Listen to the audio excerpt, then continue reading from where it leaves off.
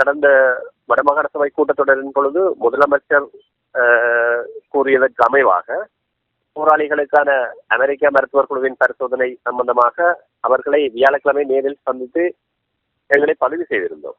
அதனைத் தொடர்ந்து வெள்ளிக்கிழமை மேலும் 25க்கும் மேற்பட்ட போராளிகள் மன்னார், கிளிநொச்சி, முல்லைத்தீவு மாவட்டங்களில் இருந்தும் கைதடியில் உள்ள முதலமைச்சரின் காரியாலயத்துக்கு வருகை தந்திருந்தனர்.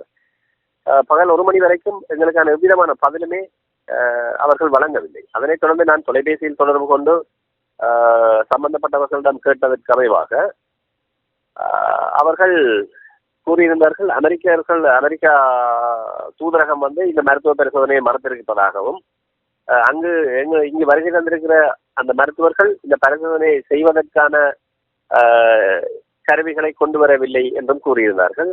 அப்ப நாங்கள் கேட்டிருந்தாங்கள், நீங்கள் அப்படி என்ன இந்த போராளிகளுக்கான மருத்துவ பரிசோதனைக்கு என்ன முடிவு எடுக்கிறீங்கன்னு சொன்னா தாங்கள் யாழ்ப்பாணத்துல இது சம்பந்தமா செக் பண்றதுக்கு சாதிக்கிறோம். இன்னைக்கு தொடர்ச்சியான முறையிலே போராளிகள் மர்மமான முறையிலே மரணமடைந்து வருகிறார்கள்.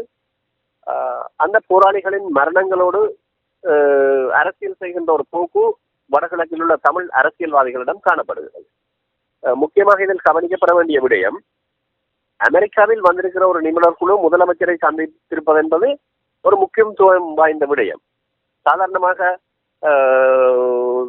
ஒரு கடைத்தெருவில் வைத்து கதைப்பது போன்ற விடயங்கள் அங்கே கலந்துரையாடப்பட்டிருக்க மாட்டாதுன்னு நாங்கள் நம்புகிறோம். அவர் எங்களுக்கு கூறியிருந்தார், உங்களுக்கான மருத்துவ பரிசோதனை செய்வதற்கு அவர்கள் தயாராக இருக்கிறார்கள் என்று. திடீரென்று மறுத்திருக்கிறார்கள் என்றால் எங்களுக்கு இது சில சந்தேகங்களை தோற்றுவிக்கிறது.